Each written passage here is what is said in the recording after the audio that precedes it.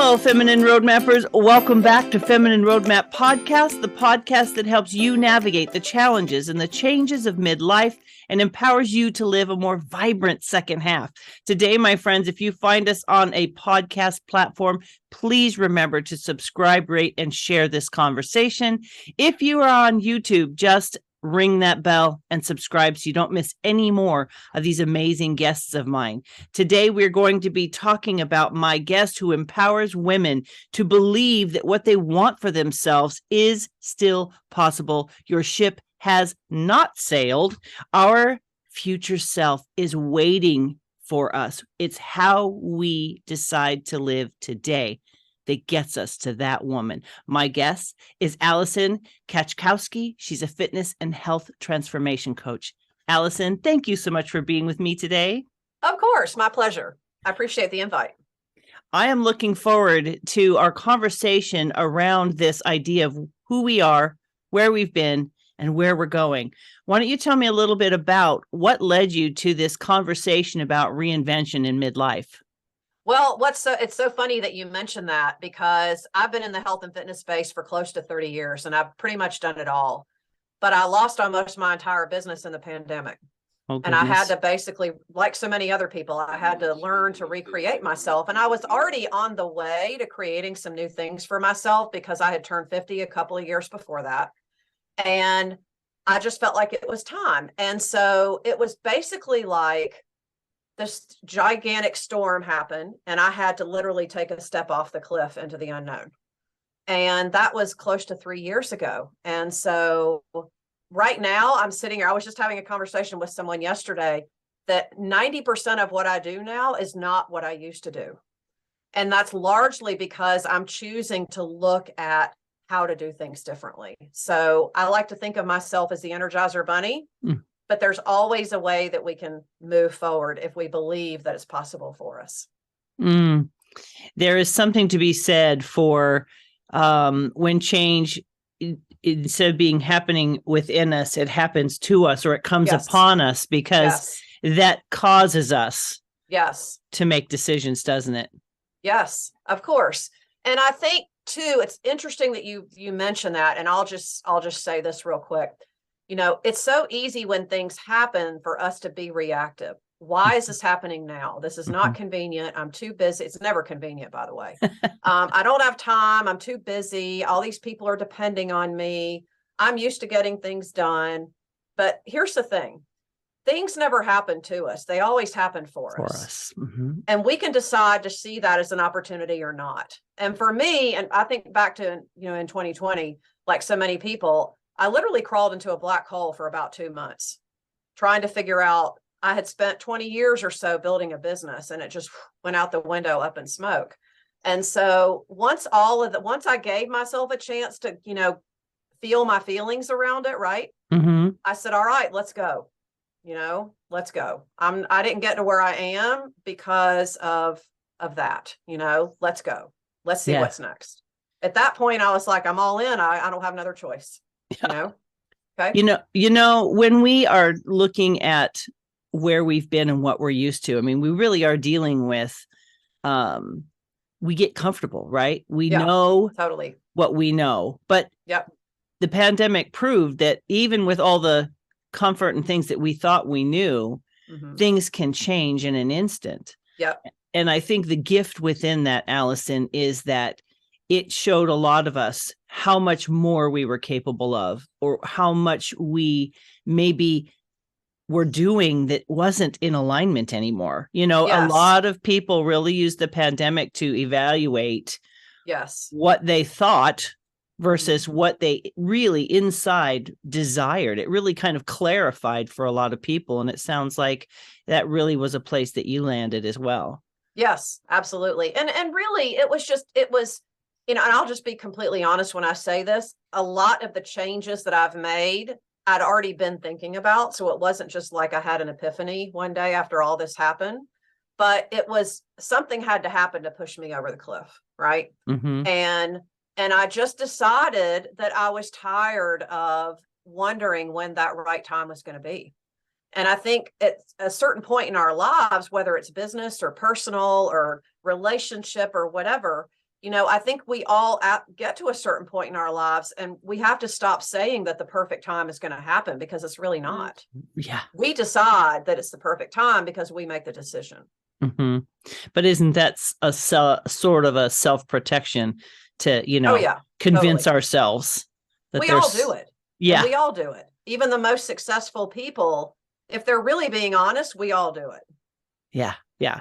And that's us trying to keep ourselves safe from who knows what we think is so dangerous, right? Yeah, right. or the fact that we think, well, what if I fail? Mm-hmm. What if people laugh at me? What if I really find out that I can't? What if I really find out that ship has sailed for me? Right? I think we're thinking that too. Yeah. What's interesting about this idea that the ship has sailed? I think there is a kind of an indoctrination, if you will, about aging that we have subliminally just kind of taken in and agreed with without really thinking clearly about, I was just this morning actually thinking, okay, I'm 56. I could live another 30 years easy. One of my coaching clients is older than that. She's 88. I'm like, wow, 30 years. We've already lived that 30 years at least in adult life, and think of all the iterations of who we've been and what we've done. And did we have a clue when we started most of those things? Yeah. No, we didn't. And a lot of what we have to do is figure it out as we go along. I mean, even after being in business as long as I have, there's still so many things I'm doing where I'm figuring it out. But that's not really a bad thing, though. I think if we embrace the mindset that we can be a beginner, I think even people, the smartest people in their space, are still embracing the idea of being a beginner. I think that's one of the top principles that a lot of successful people encourage others to embrace, is the idea of staying in that place of curiosity and learning. Yes.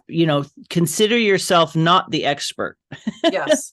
Always leave room. I think if you're used to, I grew up the oldest child in my family, and it was, nothing was ever said to me verbally, this is how you will do it, but it was assumed, right? As the oldest child, that there are just certain things that you do, and there's a certain way that you do it, and you don't argue about it, you just do it, right?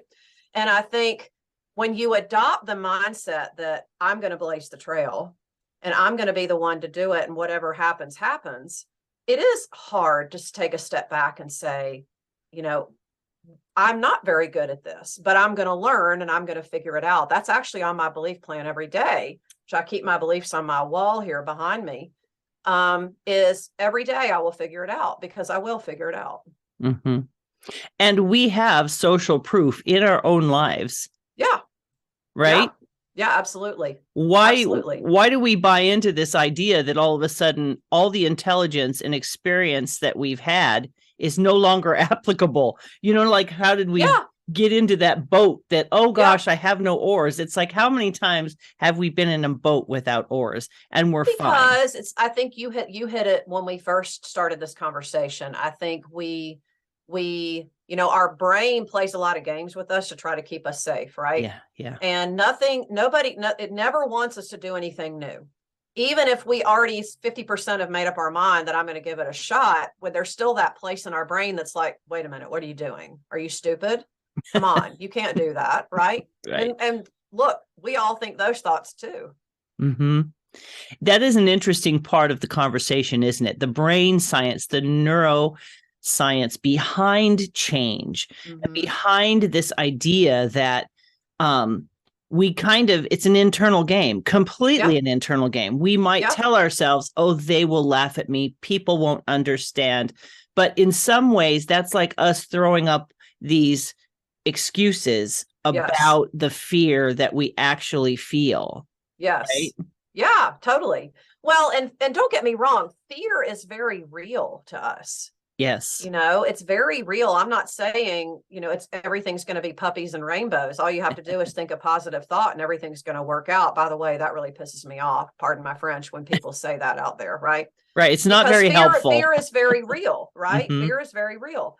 But at the end of the day, we get to decide what it means for us, right? We get to decide, okay, I'm either going to stay right here, or I'm going to take this baby step forward and see what happens, right? We get to decide what that means for us. Mm-hmm. That's where we can take our power back. And I think it's good to remember that we're changing, literally back to the neuroscience, we're changing pathways in our brain. Yes. The habits that we've developed, they're not, that phrase, you can't teach old dog new tricks, is not true.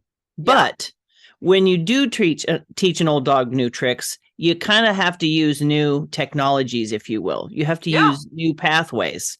Yeah, absolutely. Absolutely. You're not going to get... It takes practice, and we have to learn to be very intentional and be onto ourselves when we find ourselves thinking the things that don't serve us.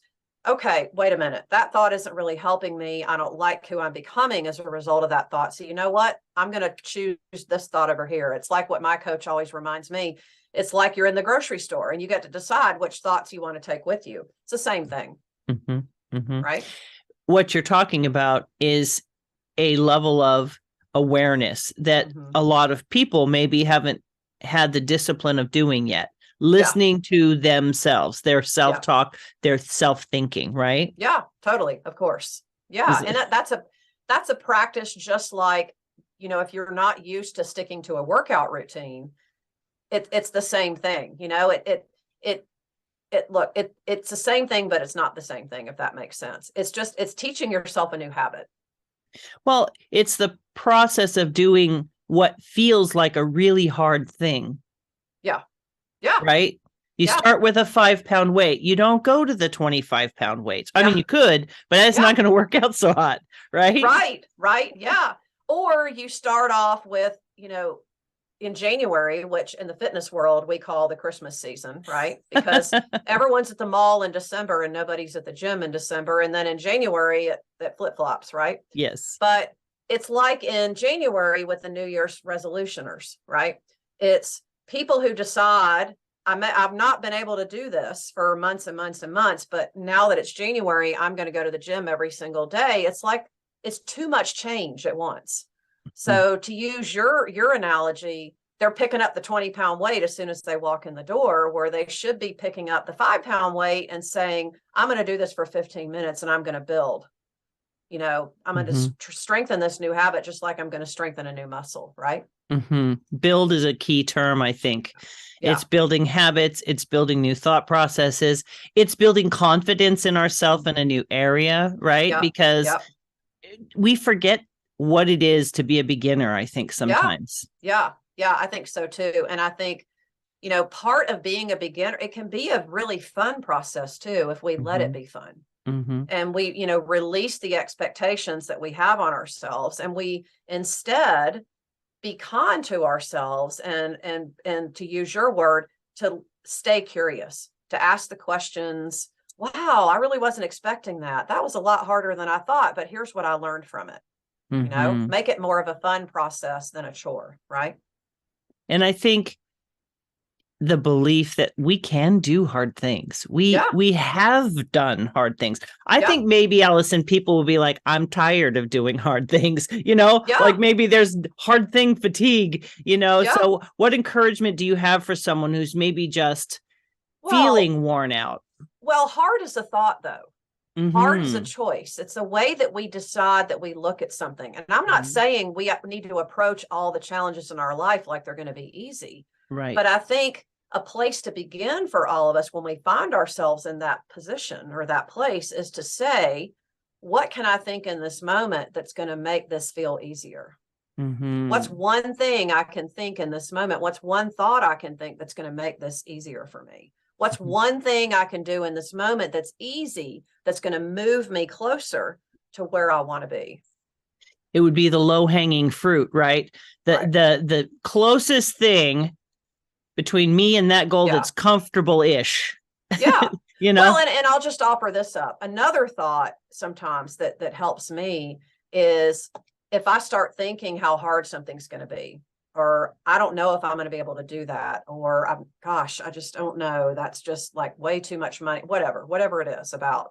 Then, I can sit here and I can say, what would I think if this wasn't a problem? Right? What would I think if I wasn't thinking this thought? if there were no problem with this, what would I think? In other words, It's because I think we reframing. decide initially that something's going to be a problem. Yeah. So what if it's not a problem? How will we approach it? Right. Yeah. It's a practice of reframing, Yeah. you know, like, oh, that's interesting. I wonder what would happen if, as opposed to, Yeah. oh gosh, that Yeah. decision. Yeah. Yeah, because I think we get to a certain point in our lives. And I mean, let's be honest. I mean, we're not spring chickens, but at the same time, there's no reason or law out there that says that we can't approach things different just because we're a certain age or we're at a certain point in our life. I mean, if people's out there start thinking and telling you that, just run the other way. Because what they're doing is they're showing you more about where they are than about what's possible for you. And I think there's a psychology to who you're spending your time with. If, for example, people are afraid to change and you're around them, their advice, their input, their perspective will be restrictive to growth because it's keeping them comfortable. And when we do grow, we do sometimes trigger other people, don't we? Yeah. Yeah, absolutely. Because it's more about them feeling uncomfortable about where they are than it is about you doing something wrong. In fact, that's what it's all about, right? Yes. And I think maybe you used the word wrong. I think if we can be more flexible in the terminology that we use in our thought processes, that can be helpful too, because it's all brain science, right? We're directing our brain. We're telling our brain where we want it to focus. Yes. Well, and we attach certain meanings to words too. Yes. So I think sometimes it can be as simple as just changing the word that we use, or the language that we use and just attaching a different meaning to it. But to your point, that's a practice that we have to teach ourselves too, right? And it's encouraging to know that you don't have to go out tomorrow and accomplish the whole kit and caboodle like we were talking about.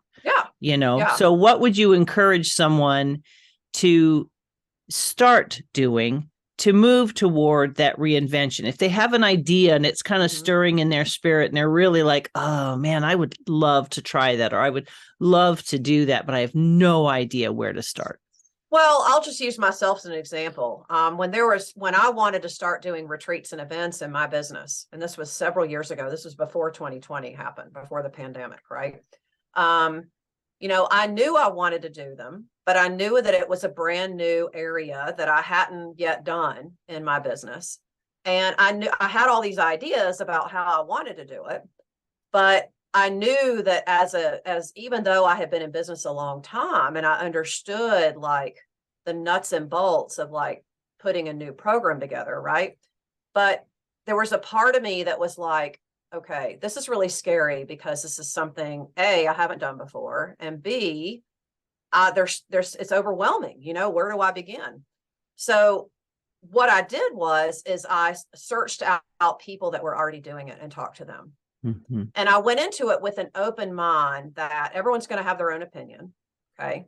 Everyone's going to have their own perspective based on their experience.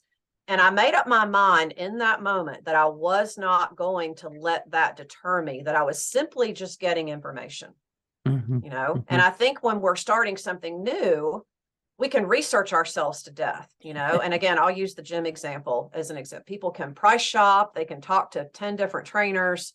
They can go try out different gyms, and you can kind of always stay in that mode, but you really never make a significant change. But I think the takeaway point for all of this is that, you have to make up your mind that I'm gathering my information and I am going to trust myself to make the best decision for me, but I am going to make a decision about it. Right. So that we don't stay in this perpetual research mode like so many people. Well, I'm going to do it later. I'm going to do it later. I'm going to do it later kind of thing. Right. So for me, back to retreats and events, I just started talking to people who were doing them. And I started following people online that were doing them. And I started reading all their posts. I got myself a couple of books. I listened to some podcasts. And I thought, okay, this is still something I want to do. I have a pretty good idea of where I want to start. And I went to my business coach at the time and said, here's what I want to do. And she helped me kind of break down the basic steps. And I started with something really small because that's what I felt comfortable doing. And it just grew from there. And now I do retreats several times a year. But I think back to how I was in that moment when I first began.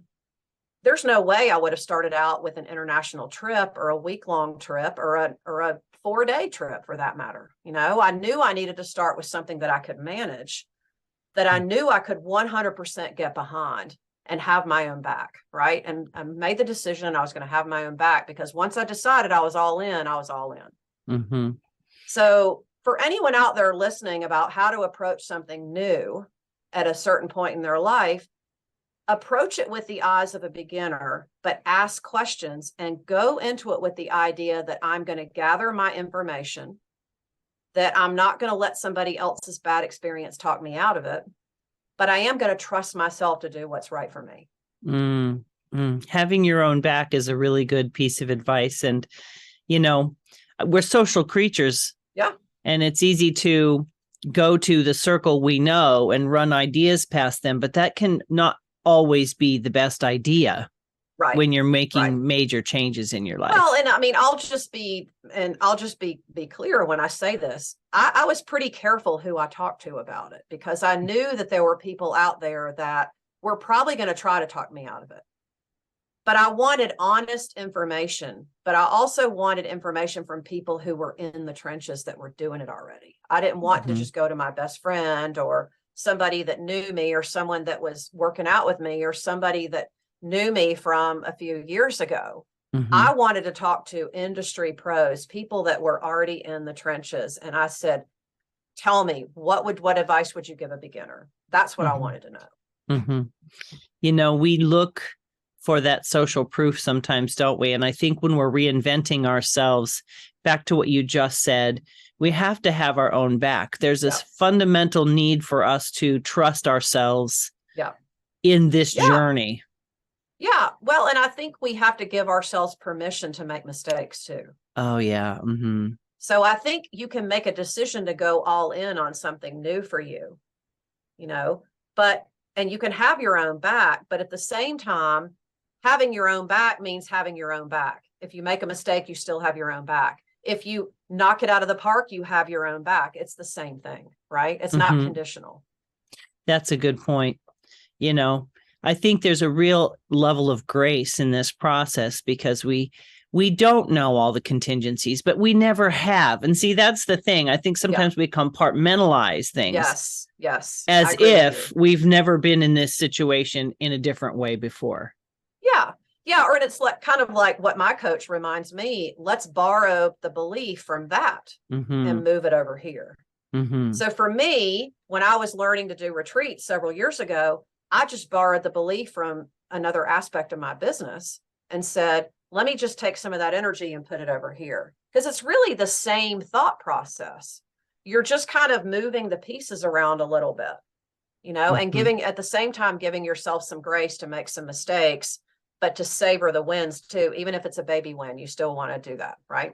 And I think a lot of women that might be in the audience maybe haven't done the building of a business. So they might be thinking, well, I don't want to build a business. I don't, that's not what I'm going for. But I think the principles that you're sharing, Alison, if they can step back and go, okay, I need to be aware of what I'm thinking, where I'm focusing. I need to reframe what I'm thinking and what I'm focusing on. And what about the idea of figuring out where it is you want to go next?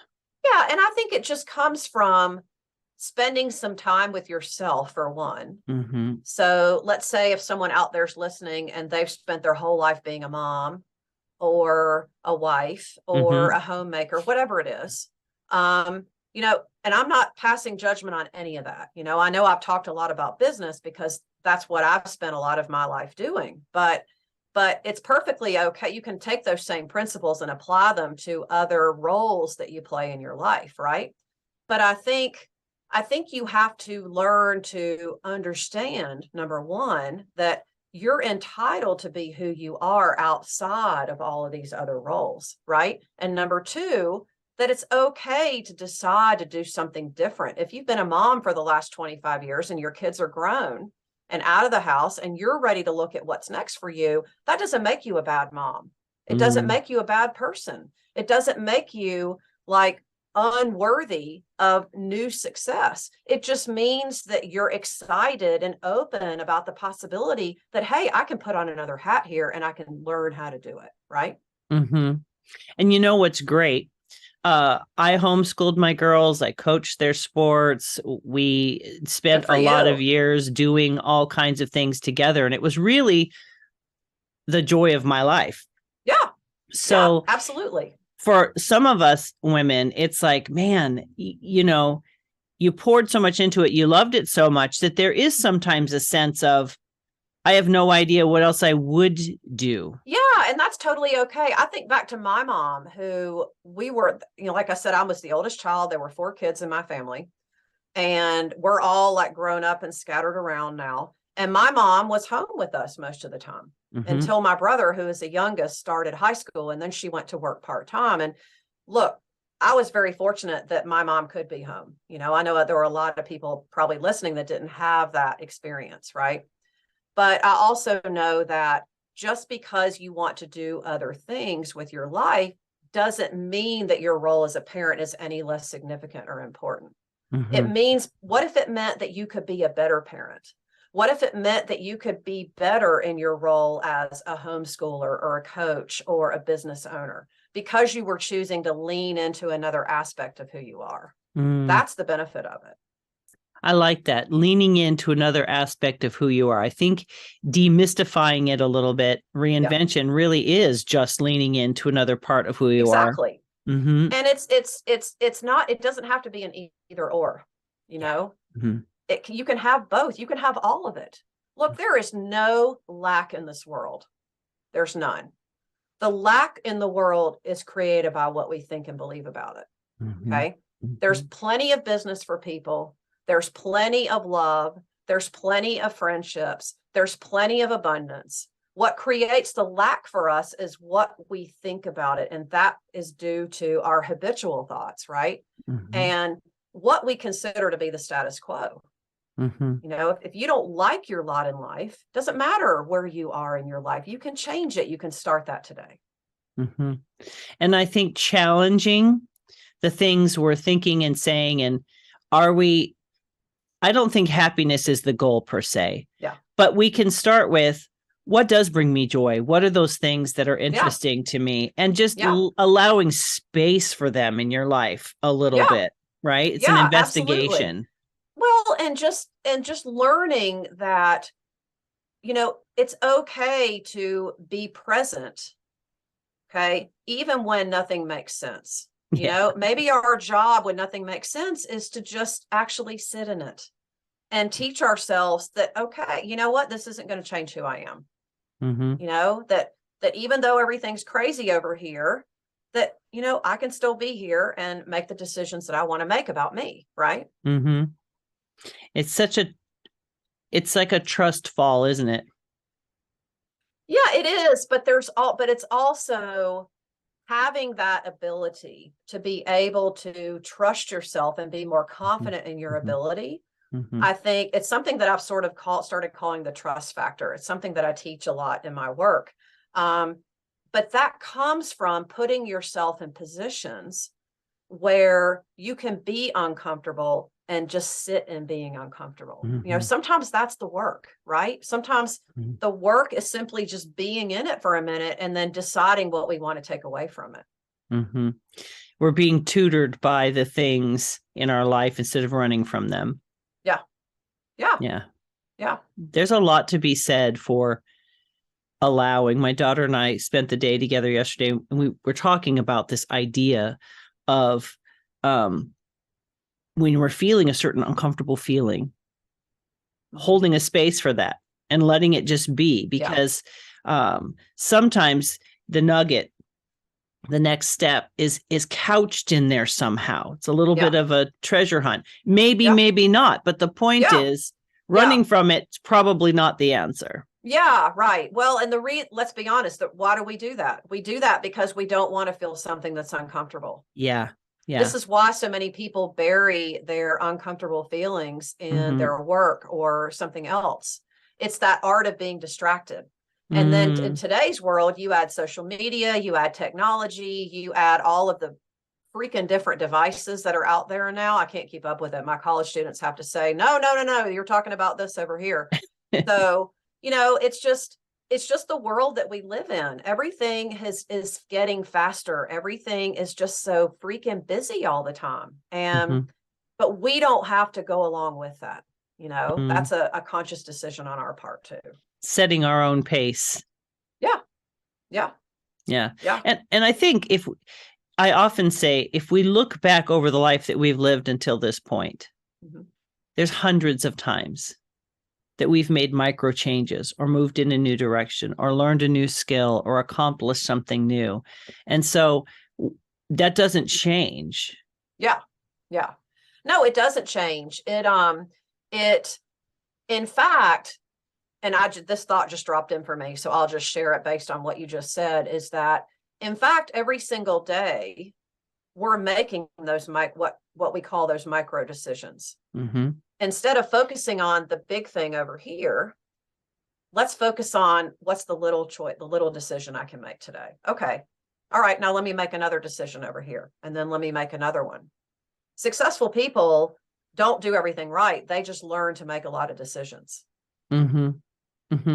And being aware, what direction does this decision take me if I make it, Yeah, absolutely.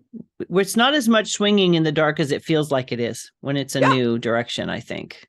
Yeah. And I think, if you start to feel uncomfortable with something, instead of like shutting it down, I think kind of sit back and say, oh God, where did that come from? What's going on there? It's kind of like, like the person who shows up at your house that you weren't expecting, right? The dinner guest that shows up that you wish wasn't there, but you're just kind of like, okay, all right, let me see what this is all about. And then you kind of entertain it for a minute, and then you're like, all right, I'm done with that, right? Right. But we don't do that. We just want it to go away. Well, I'm too busy. Let me just go over here and focus on this, right? And that's an interesting thing to get curious about too, isn't it? Yeah. The habits of how quick do we turn and run? And we've all done that too. Oh, absolutely. Honest, absolutely. Right. And learning to know when running is appropriate and when it's maybe that's what is pointing us to something, right? That fear or that perceived fear inside of that is okay, well, what am I really afraid of? Yeah, because what's being revealed to you is usually something within you that needs a little bit more examination, shall we say, right? Yeah. Another layer to that onion. Yeah. Right. It's like they're just like a million layers, right? You just keep pulling them back, hoping that, okay, that's the last one. Let me, right? Right. And I think when we accept the fact that the journey of life is layer after layer, we could choose, right, Alison, to not pull back the layers. Yeah. They may fall off. Things, like I said, change could be kind of forced upon us. But there's such a beauty to leaning into change and being open to the possibilities on the other side of those things, because we're infinite in our possibilities as humans, our ability to learn. If you just go to the biology of our brains, it's like, there's really nothing we can't learn and experience. There might be limits physically, like I may not be, a prima ballerina at this point, but there's maybe principles or things that I can learn, things that I can bring into my life that might couch that interest, and I think we don't have to have a product at the end of this journey. I think we're very driven sometimes, and that's scary too. If I don't get to X, then obviously I'm a failure. Yeah. Maybe it's just the journey that we need to focus on, not the end results. Yes. Yeah. And I think you bring up a really interesting point with that. And that is that, life is about the journey. It's not about getting to the next place, achieving the next goal, getting to the next benchmark, whatever that is, or the next landmark in our life, whatever that is. Mm-hmm. It is about the journey, because it's a process. It's about what we're learning along the way, because the more we learn along the way, the more we become that future version of ourselves, which, by the way, the future version of ourselves is dependent on those little small micro decisions that we make every single day. Mm-hmm. It's not just a pipe dream about something that you read about in a book or see in a movie. Mm-hmm. It's literally like you get one step closer with every choice that you make every day. It can be that simple. Well, and the beauty of that is the reason it feels like maybe I'm not changing. We have to look back. Yeah. We have benchmarks that we can look backwards and see where we've been. So what 3 things would you love to impart to the listeners today on this topic? Oh my gosh, there's so much. But one thing that comes to my mind is stop beating up on yourself. Stop beating up on yourself and telling yourself that there's no way you can do it. That is a thought, and that is a choice that you're making to think that. So instead, I would encourage people to say, what if I started today? What could I do? What's one thing I could do that would move me closer, right? The second thing, and I'm going to put on my fitness hat here for a minute, is do something every day to move your body, because for a number of different reasons, not to, be a supermodel or whatever. And look, if that's your goal, great, have at it. But our bodies are created to move. And, the most successful people that I know, I'm not talking about like financially successful. I'm talking about people who are happy and content with their life, right? They're all in some kind of activity routine, fitness or activity routine. So find what it is that you like and stick with it, and start small. Start with 10 minutes a day, if that's all you got. Take a walk, do some stretching, walk your pet, if you have a dog, a cat, or whatever, but move your body, because your body is a gift, and your body is the vessel that will get you to that future version of yourself. And the third thing I would advise people on is never stop believing that it's possible for you.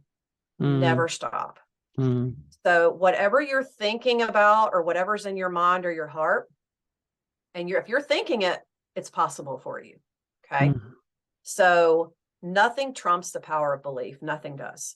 So keep believing, keep being open to whatever it is that you want for your life, wherever it is that you are, whether you're 50 or 60 or 70 or whatever. Never stop believing that you can have it if it's really what you want. Alison, how can people find you? Please go to my website at www.thealisonk.com. You're welcome to send me a message there. You can connect with me. You can subscribe and follow my podcast, which is The Ultimate Journey of Self-Care. I'm heard on just about every podcast platform there is. Give me a subscribe, a listen, write me a review. If you screenshot it and send it to me, I'll send you a small gift. But I love to hear from people, not just, hey, I want to work with you. It's not that, but I just want to know what it is that I say that lands with you and why. Because I really feel like we have to be each other's cheerleaders. There's enough criticism out there in the world. There's enough of this. You can't do this. You can't do that, or whatever. It is, we have to have each other's backs, and we have to be each other's cheerleaders. And, you have to know that if you're thinking it, someone else is probably thinking it too. And maybe they're just wanting you to speak up and be their voice. Right. Right. So that's so true. Well, Alison, I'm so grateful for you showing up today and sharing your expertise, your passion, your heart for helping people continue the journey of being their better selves and believing in their possibility and having their own back. It's such an encouraging message, and I'm really grateful that you took the time to spend with me today. Thank you so much. Thank you so much for the invitation to be here. My pleasure. Blast. Awesome. Yes, ma'am. Friends, today, if you are catching us on a podcast platform, if you head over to www.feminineroadmap.com/episode 327, you will find the links to Alison there. If you are on YouTube, just look down below. Everything you need will be right there for you. Today, we've been talking about reinvention and having your own back with Alison Katschkowsky. And you need to realize that your potential doesn't end at any point in your life unless you choose to make it so. There's so much more for you to accomplish and experience and do and be. And when that niggle hits your spirit, give some room to it. Hold a space for it. Check it out. Just be curious. Don't worry about the outcome. Just take the next best step in your life toward the things that are drawing you to them.